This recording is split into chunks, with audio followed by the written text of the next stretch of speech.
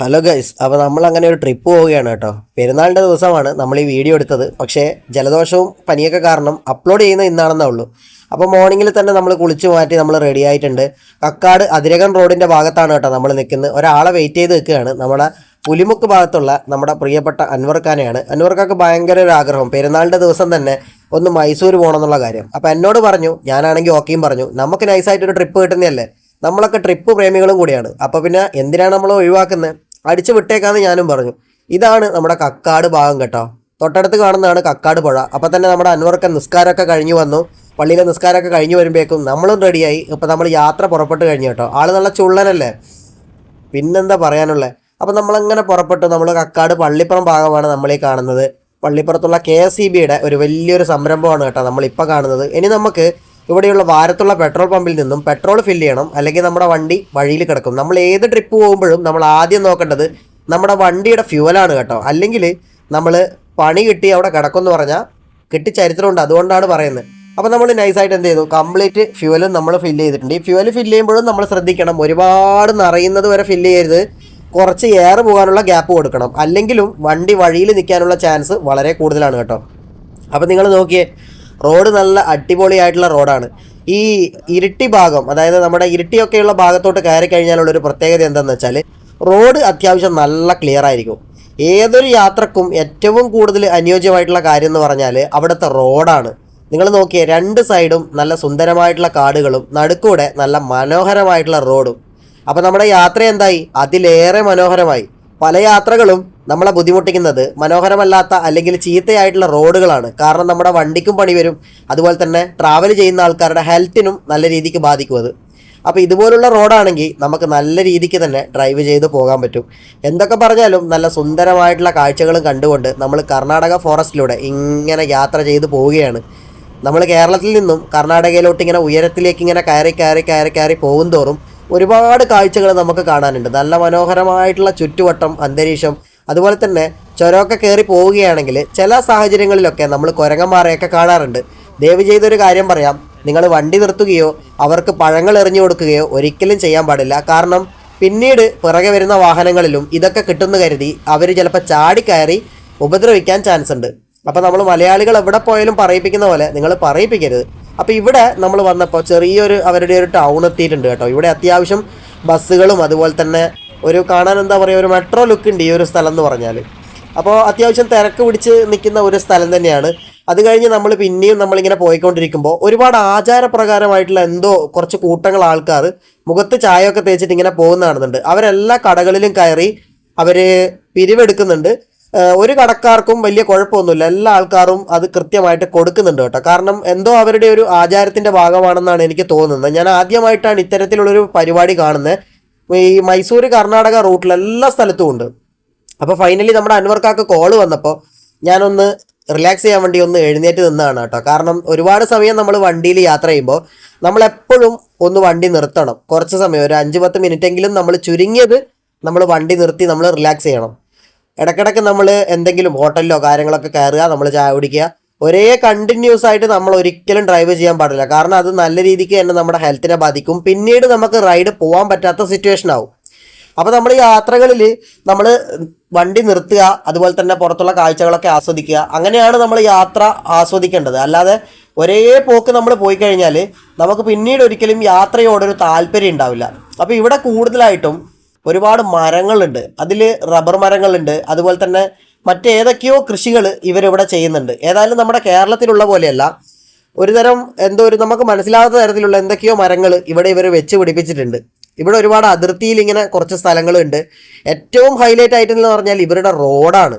എന്ത് പ്രശ്നം സംഭവിച്ചാലും ഇവരുടെ റോഡ് എന്ന് പറഞ്ഞാൽ നമ്മുടെ കേരളവുമായിട്ട് ഒരിക്കലും നമുക്ക് താരതമ്യപ്പെടുത്താൻ പറ്റില്ല. കാരണം അത്രയും നല്ല റോഡാണ് ഇവിടെ കാണുന്നത്. ഇതുപോലുള്ളൊരു റോഡ് സത്യസന്ധമായിട്ട് പറഞ്ഞു കഴിഞ്ഞാൽ നമ്മുടെ കേരളത്തിൽ എവിടെയും ഇല്ല എന്ന് തന്നെ നമുക്ക് പറയാൻ പറ്റും. അത്ര സുന്ദരമായിട്ടുള്ള റോഡാണ് ഇവരുടെ എല്ലാ സ്ഥലങ്ങളിലും. റോഡാണ് ഇവിടുത്തെ ഏറ്റവും ഹൈലൈറ്റ്. അതുപോലെ തന്നെ ഒരുപാട് മരങ്ങൾ ഉള്ളത് കൊണ്ട് തന്നെ നല്ല ശുദ്ധമായിട്ടുള്ള വായു ശ്വസിച്ചുകൊണ്ട് നമുക്ക് പോകാൻ പറ്റും. മറ്റൊരു കാര്യം പ്രത്യേകം ശ്രദ്ധിക്കേണ്ടത്, ഇതുവഴിയൊക്കെ പോകുന്ന സമയത്ത് ആനിമൽസ് ഉണ്ടാവാനുള്ള ചാൻസ് വളരെ കൂടുതലാണ്. അതുകൊണ്ട് തന്നെ ആനയോ മറ്റേതെങ്കിലും ജീവികളെയോ കണ്ടാൽ, മെയിനായിട്ട് ആനയാണ് പ്രോബ്ലം. അപ്പോൾ ആനേനെ കണ്ടു കഴിഞ്ഞാൽ നിങ്ങൾ വണ്ടി നിർത്തുകയോ അതിനെ ഫോട്ടോ എടുക്കാൻ ശ്രമിക്കുകയോ ഒന്നും തന്നെ നിങ്ങൾ ചെയ്യാൻ പാടില്ല. കാരണം എത്ര ദൂരെയാണെങ്കിലും ആനക്ക് വളരെ സെക്കൻഡ് മാത്രം മതി നിങ്ങളുടെ അടുത്തേക്ക് ഓടിയെത്താൻ. അതുകൊണ്ട് തന്നെ യാത്രകൾ ആസ്വദിക്കുക, അതുപോലെ തന്നെ അതിൻ്റെ ഓർമ്മകളൊക്കെ സൃഷ്ടിക്കുക. അല്ലാതെ നിങ്ങൾ സാഹസികത ഒന്നും തന്നെ കാണിക്കരുത്. ഇപ്പം ഇവിടെ ഒരു കുരങ്ങനെ കണ്ടോ, നമ്മൾ അതിനെ മൈൻഡ് ചെയ്തില്ല കേട്ടോ. നൈസായിട്ട് പോകുന്ന വഴി എടുത്തൊരു വീഡിയോ ആണ്. ആ കുരങ്ങനോ മറ്റോ അത് ശ്രദ്ധിച്ചിരുന്നെങ്കിൽ, നമ്മളെ നോക്കിയിരിക്കുന്ന സമയത്താണ് നമ്മൾ എടുത്തതെങ്കിൽ ചിലപ്പോൾ അതും നമ്മളെ ചാടിക്കടിക്കാനുള്ള ചാൻസ് കൂടുതലാണ്. അതുകൊണ്ട് തന്നെ യാത്രകളിൽ നമ്മൾ ഈ വൈൽഡ് ആനിമൽസ് ഉണ്ടോ എന്ന് സൂക്ഷിക്കുക. ആനയൊക്കെ ഉണ്ടെങ്കിൽ നമ്മൾ പരമാവധി വണ്ടി തിരിച്ച് പോകാൻ പറ്റുമെങ്കിൽ നമ്മൾ തിരിച്ചു പോവുക. അങ്ങനെ നമ്മൾ വീണ്ടും ഇവരുടെ ഒരു ചെറിയ ടൗണിലെത്തി, കർണാടക ടൗണിലെത്തിയപ്പോൾ നമ്മൾ കണ്ടതാണ് കാളവണ്ടി. ഇതുവരെ നമ്മൾ കേരളത്തിലൊന്നും ഇപ്പോൾ ഈ ഒരു സംഭവം ഇല്ല. ഇവിടെ കാളവണ്ടി പോലും ഇപ്പോഴും ഉണ്ട്. ഇവിടെ ഈ ഒരു റോഡ് മാത്രമാണ് വളരെ മോശമായിട്ട് കിടക്കുന്നത്. വളരെ മോശം എന്ന് നമുക്ക് പറയാൻ പറ്റില്ല, കാരണം ഈ റോഡ് തൊട്ടടുത്ത ദിവസങ്ങളിൽ തന്നെ ഇവിടെ ടാർ ചെയ്യും. അതിനുവേണ്ടി പൊളിച്ചിട്ടിരിക്കുകയാണെന്നാണ് ഇവിടെ ചോദിച്ചപ്പോൾ അറിയാൻ പറ്റിയത്. ഒരർത്ഥത്തിൽ പറഞ്ഞാൽ നമ്മുടെ കേരളത്തിൽ കംപ്ലീറ്റ് റോഡുകളും ഇതുപോലെയാണെന്ന് നമുക്ക് പറയേണ്ടി വരും. ഇവിടേക്കുള്ള റോഡ് നോക്കിയാൽ നിങ്ങൾ, അത് കഴിഞ്ഞു വീണ്ടും ഒരു ടൗൺ എത്തി. അപ്പോഴുള്ള റോഡ് കണ്ടോ, ഒരു മാറ്റവും ഇല്ല. അതായത് റോഡിൻ്റെ കാര്യത്തിൽ ഇവിടെ യാതൊരുവിധ വിട്ടുവീഴ്ചയുമില്ല. ഒരു ഇളനീർ വണ്ടി പോകുന്നുണ്ട്. ഫുൻസൂർ എന്ന് പറയുന്ന സ്ഥലത്ത് നിന്നാണ് ഈ ഇളനീർ കൊണ്ടുപോകുന്നത് കേട്ടോ. പൈസയിലൊക്കെ നല്ല മാറ്റമുണ്ട്. 1-2 വാങ്ങുമ്പോഴല്ല, ഒരു കൂട്ടമായിട്ട് ഇളനീർ വാങ്ങുമ്പോൾ നല്ല രീതിക്ക് പൈസ ഡിസ്കൗണ്ട് ഉണ്ട്. ഇവിടെ നിന്നാണ് പല സ്ഥലങ്ങളിലേക്കും ഇളനീർ പോകുന്നത് എന്ന് നിങ്ങൾ മനസ്സിലാക്കണം.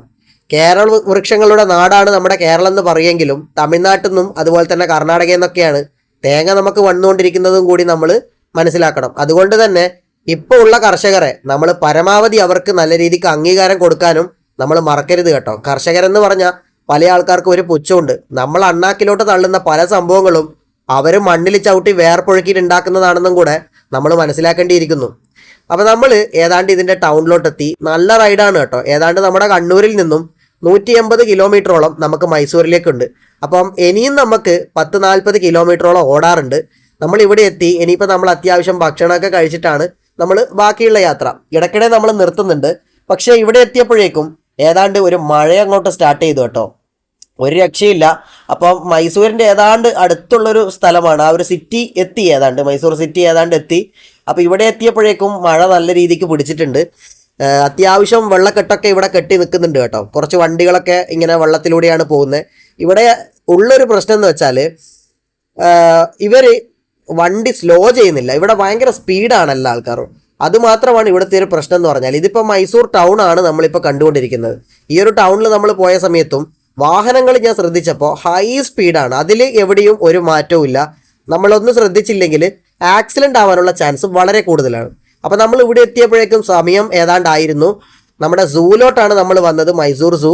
ഇവിടെ സൂ ഏതാണ്ട് ക്ലോസ് ആവാനുള്ള സമയമായി. നമ്മൾ പെട്ടെന്ന് തന്നെ ചാടി കയറി ടിക്കറ്റ് എടുത്തിട്ടാണ് നമ്മുടെ സൂവിൻ്റെ അകത്തോട്ട് നമ്മൾ കയറിയത്. അപ്പോൾ ഓരോരോ ആനിമൽസിനെയും നമ്മൾ കാണിച്ചു തരാം. ഇത് ബേഡ്സ് ആണ് കേട്ടോ, ലവ് ബേഡ്സ്. നമ്മൾ സാധാരണ കണ്ടുവരുന്ന ബേഡ്സ് ആണ്. ഇത് ഒരു വെറൈറ്റി സംഭവമാണ് കേട്ടോ. നമ്മുടെ ഈ മലമുഴക്കി വേഴാമ്പൽ എന്നൊക്കെ പറയുന്നില്ലേ, അതുപോലൊരു ഐറ്റംസ് ആണെന്ന് തോന്നുന്നത്. ഏതായാലും എനിക്ക് കൃത്യമായിട്ട് അറിയില്ല. ഇതാണ് നമ്മുടെ സൂവിൻ്റെ പരിസരം. ഏതാണ്ട് കിലോമീറ്റർ കണക്കിനുണ്ട് നമ്മുടെ സൂ നമുക്ക് നടന്ന് കാണാൻ. നമ്മൾ ഓരോ തവണ നടക്കുമ്പോഴും ഇത്ര കിലോമീറ്റർ ഇനിയുണ്ട് എക്സിറ്റിലോട്ട് എന്ന് അവിടെ കൃത്യമായിട്ട് എഴുതി കാണിച്ചിട്ടുണ്ടാവും.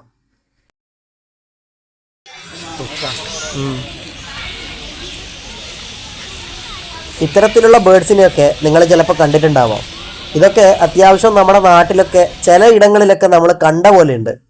ഇത് വൈറ്റ് മയിലാണ് കേട്ടോ. അപ്പം നമ്മുടെ അൻവർക്ക് നല്ല രീതിക്ക് എക്സൈറ്റഡ് ആണ്. ആൾക്ക് സൂ നല്ല രീതിക്ക് കാണണം എന്ന് ആഗ്രഹമുണ്ടെന്ന് പറഞ്ഞാണ് നമ്മളിവിടെ വന്നത്. അപ്പോൾ ആള് നല്ല തത്തമ്മ പ്രേമിയാണ് കേട്ടോ. ഇവിടെ ഒരുപാട് തത്തമ്മയെ പോലുള്ള ബേഡ്സിനെയൊക്കെ കണ്ടതുകൊണ്ട് തന്നെ ആള് ഹാപ്പിയാണ്. ഏതായാലും ഏറ്റവും കൂടുതൽ ഹൈലൈറ്റ് അതന്നെയാണ്. നമ്മളൊരു കാര്യത്തിന് വേണ്ടി വന്നു കഴിഞ്ഞാൽ അവിടെ നമ്മൾ നല്ല രീതിക്ക് എൻജോയ്മെൻറ്റ് നമുക്ക് ഉണ്ടാക്കാൻ പറ്റുമെങ്കിൽ അതാണ് ഏറ്റവും വലിയൊരു കാര്യം എന്ന് പറഞ്ഞാൽ. അപ്പോൾ നിങ്ങൾ കണ്ടോ, ഒരു സാധനം ഇങ്ങോട്ട് കയറി വരുന്നത് കണ്ടോ? നമ്മുടെ പുള്ളിപ്പുലി, അതായത് ലിയോപ്പാടാണ് ഇങ്ങോട്ട് വന്നുകൊണ്ടിരിക്കുന്നത്. ആളെ ഇത്രയും അടുത്ത് നിന്ന് തന്നെ നമുക്ക് വീഡിയോ ഷൂട്ട് ചെയ്യാൻ പറ്റും കേട്ടോ. ഇവിടെ ഒത്തിരി ആൾക്കാരുണ്ട്, മലയാളികൾ ഉൾപ്പെടെ എല്ലാ ഭാഷക്കാരും ഇവിടെ ഉണ്ട് കേട്ടോ. അവരൊക്കെ ഇതിനെ കണ്ടിങ്ങനെ ഞെട്ടിയിരിക്കുകയാണ്. ഇത്രയും സ്പോട്ടിൽ നമുക്ക് കാണാൻ പറ്റും. ഈ ഒരു ചില്ലിൻ്റെ തൊട്ടപ്പുറം മാത്രമേ ഉള്ളൂ. അവിടെ വേറൊരാൾ ഇരിക്കുന്നുണ്ട്. ഇയാൾ ഇങ്ങനെ ഇവിടം വരെ വന്ന് നമുക്കൊക്കെ മുഖദർശനം തന്നിട്ട് തിരിച്ചു പോകാമെന്ന് ചിലപ്പോൾ കരുതി കാണും. അതുകൊണ്ട് തന്നെ ഇവിടം വരെ വന്നു. പിന്നെ ആശ നൈസായിട്ട് അങ്ങോട്ട് തിരിച്ചു പോവുകയാണ് കേട്ടോ. ആ ഒരു വരവും ആ ഒരു പ്രൗഢിയൊക്കെ നോക്കിയാൽ നിങ്ങൾ എൻ്റെ അമ്മോ കോരി തരിച്ചു പോകും നമ്മൾ. അത്രയും എന്താ പറയുക, ഒരു അട്രാക്റ്റീവ് ആയിട്ടുള്ള ഒരു സംഭവമാണ്. നമ്മൾ പലപ്പോഴും ആനിമൽ പ്ലാനറ്റിലൊക്കെ കണ്ട സംഭവത്തെ ഇത്രയും അടുത്ത് കാണാൻ പറ്റുമെന്ന് പറഞ്ഞാൽ അതൊരു വലിയ സംഭവം തന്നെയാണ്. അത് കഴിഞ്ഞാൽ പിന്നെ നമ്മുടെ കടുവയാശാൻ, കൂട്ടത്തിൽ തന്നെ നമ്മുടെ സിംഹം കഴിഞ്ഞാൽ, അല്ലെങ്കിൽ സിംഹത്തിനോട് അടുത്ത് വെക്കാൻ പറ്റുന്ന ഒരു മുതൽ തന്നെയാണ് ഈ സംഭവം എന്ന് പറഞ്ഞാൽ. ചില ആൾക്കാർ പറയുന്ന സിംഹത്തിനും മേലെയാണെന്ന്. അപ്പൊ ആശാൻ ഇങ്ങനെ നടന്നു പോകുന്നത് കണ്ടോ നിങ്ങൾ? എൻ്റെ പൊന്നോ, ഇതൊക്കെ നിങ്ങൾ ഇവിടെ വന്ന് കാണണം, എന്നാലേ നിങ്ങൾക്ക് മനസ്സിലാവുള്ളൂ. വീഡിയോയിൽ നിങ്ങൾക്ക് എത്രത്തോളം മനസ്സിലാവുന്നുണ്ടെന്ന് എനിക്കറിയില്ല. അത് കഴിഞ്ഞാൽ നമ്മുടെ കാട്ടിലെ രാജാവ് ഇതാ ഇവിടെ നിൽക്കുന്ന. എൻ്റെ പൊന്നോ, ഇവരെ കണ്ടപ്പം തന്നെ നമ്മുടെ കണ്ണിനും അതുപോലെ തന്നെ മറ്റെല്ലാ സ്ഥലങ്ങളിലും ഒരു വിറ അങ്ങോട്ട് വന്നു. കാരണം എന്ന് വെച്ചാൽ ഇവിടെ ഏറ്റവും മുകളിലായിട്ട് ചില്ലിന് ചെറിയ ഗ്യാപ്പ് ഉണ്ട്. ആ ഗ്യാപ്പിലൂടെ ഇത് ചാടി വരാൻ ചാൻസ് ഉണ്ടോ എന്ന് പോലും നമ്മൾ പേടിച്ചു പോയി. കാരണം ചെറിയൊരു ഗ്യാപ്പ് ഇട്ടേക്കുന്നുണ്ട്. അത് എന്തുകൊണ്ടാണ് അവരങ്ങനെ ചെയ്തതെന്നുള്ളത് നമുക്ക് കൃത്യമായിട്ട് അറിയില്ല കേട്ടോ. ഏതായാലും ആശാൻ ഇങ്ങനെ നടന്നു വന്നു. ഇവിടെ നിന്ന് കുറച്ച് പുല്ലൊക്കെ ഇങ്ങനെ കഴിക്കുകയാണ് കേട്ടോ. ഗതികെട്ടാൽ പുലി പുല്ലും തിന്നെന്ന് കേട്ടിട്ടുണ്ട്. ഏതായാലും ഇതല്ല കേട്ടോ. ആനിമൽസൊക്കെ വയറ്റിന് എന്തെങ്കിലും ഇഷ്യൂ ഉണ്ടെങ്കിൽ അത് ഛർദ്ദിച്ച് ഒമക്ട് ചെയ്ത് കളയാൻ വേണ്ടിയിട്ട് ഇതുപോലെ പുല്ലുകൾ തിന്നാറുണ്ട്.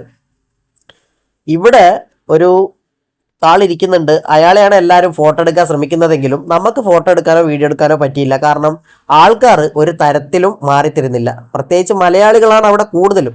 അതുകൊണ്ട് തന്നെ പറയിപ്പിക്കുന്നത് നിങ്ങൾക്ക് അറിയാലോ. അപ്പം നമ്മൾ കുറച്ച് ദൂരോട്ട് വന്ന് നമ്മൾ ഇവിടെ നിന്ന് എടുക്കാൻ ശ്രമിച്ച് അപ്പോൾ കുറച്ച് ആൾക്കാരെ കിട്ടിയിട്ടുണ്ട്. അതായത് ഇവിടെ നിന്ന് ഒരാളിങ്ങനെ നടന്നു പോകുന്നുണ്ടോ, കുറച്ച് ഭാഗം മാത്രം നമുക്ക് കിട്ടിയിട്ടുണ്ട്. ഒരാളിതാ ഇവിടെ ഇരിക്കുന്നുണ്ട്. അതുപോലെ തന്നെ മറ്റ് പല ആൾക്കാരുമായിട്ട് അവിടെ ഇവിടെയൊക്കെ ആയിട്ടുണ്ട്. എന്തൊക്കെയോ എടുക്കുന്നു, കഴിക്കുന്നു. ഏതായാലും ഇതൊക്കെ നമുക്ക് ജീവിതത്തിൽ വളരെ ഒരു രസകരമായിട്ടുള്ള കാര്യമാണ്, ആനിമൽസിനെ ഇങ്ങനെ കാണാമെന്നുള്ളത്. അപ്പോൾ ഇത് നമ്മളെ സീബ്രയാണ് കേട്ടോ. അത് കഴിഞ്ഞതിന് ശേഷം ഇവിടെ ചെറിയൊരു വാട്ടർ, ഒരു ചെറിയൊരു പരിപാടി, അത്രയേ ഉള്ളൂ. അത് കഴിഞ്ഞാൽ പിന്നെ മാനിൻ്റെ കൂട്ടങ്ങളാണ് ഒരുപാട്. അതായത് മാനിൻ്റെ കൂട്ടങ്ങളെന്ന് വെച്ചാൽ വെറൈറ്റി പുള്ളിമാൻ, അതുപോലെ തന്നെ വരയായിട്ടുള്ളൊരു മാന് വേറെ, മറ്റ് ഒരു സാധാ ടൈപ്പിലുള്ളൊരു മാന് വേറെ, അങ്ങനെ ഒരു ഡിഫറെൻ്റ് ആയിട്ട് 3 ലെയറിലായിട്ടാണ് മാനിനെ അവർ പാർപ്പിച്ചുകൊണ്ടിരിക്കുന്നത്. ആദ്യം കണ്ട ഐറ്റംസ് ആണ് വേറൊരു പുള്ളിമാൻ. ഇതിപ്പോൾ വേറൊരു ഐറ്റംസ് ആണ്, സാധാ ഒരു ബ്രൗൺ ഷെയ്ഡ് ഒരു കളറായിട്ടുള്ളൊരു മാന്. ഇതിൻ്റെ കുറച്ച് കൂട്ടങ്ങൾ ഇവിടെ. ഇനി ഇതും കഴിഞ്ഞാൽ തൊട്ടടുത്ത് തന്നെയായിട്ട് വേറൊരു ഐറ്റംസിനെയും കൂടെ അവർ വെച്ചിട്ടുണ്ട്. ഇതുപോലൊരു ഐറ്റംസ് വേറെ.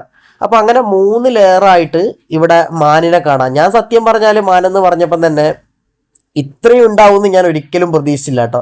അത്രയും അധികം ഈ ഒരു സൂല് പെറ്റ് പെരുകിയിട്ട് ചെറിയ കുട്ടികളടക്കം ഫാമിലി ആയിട്ട് ഇവിടെ മാനുകളെ അവർ പ്രൊട്ടക്റ്റ് ചെയ്യുന്നുണ്ട്. ഇവർക്കൊക്കെ കഴിക്കാനായിട്ടുള്ള ഭക്ഷണങ്ങളും കാര്യങ്ങളൊക്കെ അവർ സെറ്റ് ചെയ്ത് കൃത്യമായിട്ട് കൊടുക്കുന്നുണ്ട് കേട്ടോ. അതൊക്കെ തന്നെയാണ് ഇവരിവിടെ എന്താ പറയുക ഇങ്ങനെ ചുറ്റിക്കൂടി നിൽക്കുന്നത്. പക്ഷേ എന്ത് നമ്മൾ ഭക്ഷണം കൊടുത്താലും ബന്ധനമാണെന്ന് പറയുന്നത് സത്യം തന്നെയാണ് കേട്ടോ. അപ്പോൾ ഇത് കാട്ടുപോത്താണ് കേട്ടോ. നല്ല ഒന്നാന്തരം കാട്ടുപോത്തുകൾ ഒരുപാട് ആൾക്കാരുണ്ട്. ഇവരും ഇതുപോലെ തന്നെ കുട്ടികളൊക്കെ ഉണ്ട്. പിന്നെ ആനയുണ്ട് ഇവിടെ. ആനയെ മാത്രം ഇവർ പരിചരിക്കാൻ ഇവിടെ ആൾക്കാരുണ്ട് കേട്ടോ. ഇതിൻ്റെ അകത്ത് 2 ആൾക്കാരുണ്ട്. അപ്പോൾ അവർ ആനയെ ചെവിയൊക്കെ പിടിച്ച് കൊണ്ടുപോകുന്നുണ്ട്. പിന്നെ ഈ ഒരു ആശാനെ കണ്ടോ, നമ്മുടെ നാട്ടിലൊക്കെ കണ്ടുവന്നെയാണ്, പബ്ലിക്കായിട്ട് റോട്ടിലൊക്കെ വന്നിട്ടുണ്ട് കേട്ടോ. അപ്പോൾ ഇനി ജിറാഫാണ്. ജിറാഫിന് ഏറ്റവും ഫൈനലാണ് നമുക്ക് കാണാൻ പറ്റിയത്. കാരണം എക്സിറ്റിൻ്റെ അടുത്താണ് ജിറാഫ് ഉണ്ടായത് കേട്ടോ. കൂടുതലായിട്ട് കാഴ്ചകളൊന്നും നമുക്ക് കാണിക്കാൻ പറ്റിയില്ല. കാരണം നമ്മൾ ഇവിടെ എത്തുമ്പോഴേക്കും ഇവിടെയുള്ള പല വിസിറ്റേഷൻ സ്ഥലത്തും അവരുടെ സമയം ഏതാണ്ട് പരിധിയായിരുന്നു. 5:30 ഇവിടെയുള്ള പല സ്ഥലങ്ങളും ക്ലോസ് ആവുന്നത്. പാർക്ക് ഉൾപ്പെടെ പല സ്ഥലങ്ങളും ഇവിടെ 5:30 തന്നെ ക്ലോസ് ആവും. അതുകൊണ്ട് തന്നെ കുറച്ച് കാര്യങ്ങൾ മാത്രമേ ഈ വീഡിയോയിൽ കാണിക്കാൻ പറ്റിയിട്ടുള്ളൂ. നെക്സ്റ്റ് ടൈം ഇതുപോലുള്ള നല്ല നല്ല കാഴ്ചകളുമായിട്ട് ഡീറ്റെയിൽ ആയിട്ട് നമുക്ക് പിന്നെയും കാണാം. ഇവിടെ ഏറ്റവും കൂടുതൽ കണ്ടുവന്ന ഒരു കലാരൂപം എന്ന് പറഞ്ഞാൽ ഈ ഒരു കലാരൂപമാണ് കേട്ടോ. അപ്പോൾ ഇതിനെപ്പറ്റി അറിയുന്ന ആൾക്കാർ ഒന്ന് കമൻറ്റ് ചെയ്യുക. ഇവർ റോഡുകളിലൊക്കെ ഇങ്ങനെ നൃത്തമാടുന്നുണ്ട്. എന്താണെന്നുള്ള കാര്യം നിങ്ങൾ അറിയെങ്കിൽ ഒന്ന് കമൻറ്റ് ചെയ്യുക കേട്ടോ. അപ്പോൾ ഇതുപോലുള്ള നല്ല നല്ല വീഡിയോസുമായിട്ട് നമുക്ക് വീണ്ടും കാണാം. എല്ലാ മച്ചാന്മാർക്കും ബൈ. കുഞ്ഞാപ്പൂ എന്നാണോ എന്താണ് അവർ പറയുന്നതെന്ന് മനസ്സിലാവുന്നില്ല. അവരവരുടെ ഭാഷയിൽ എന്തൊക്കെയോ പറയുന്നുണ്ട്. കടകളിലൊക്കെ കയറുന്നു, പൈസ വാങ്ങുന്നു. എല്ലാ കടക്കാരും വളരെ ലളിതമായ രീതിയിൽ പൈസ കൊടുത്തയക്കുന്നുമുണ്ട്. എന്തോ ഒരു ആചാരത്തിൻ്റെ ഭാഗമാണെന്ന് തോന്നുന്നു ഈ ഒരു കാര്യം. എന്തായാലും ഇതുപോലുള്ള കാഴ്ചകളൊക്കെ നമ്മൾ വന്ന ദിവസം തന്നെ നമുക്ക് കാണാൻ പറ്റി.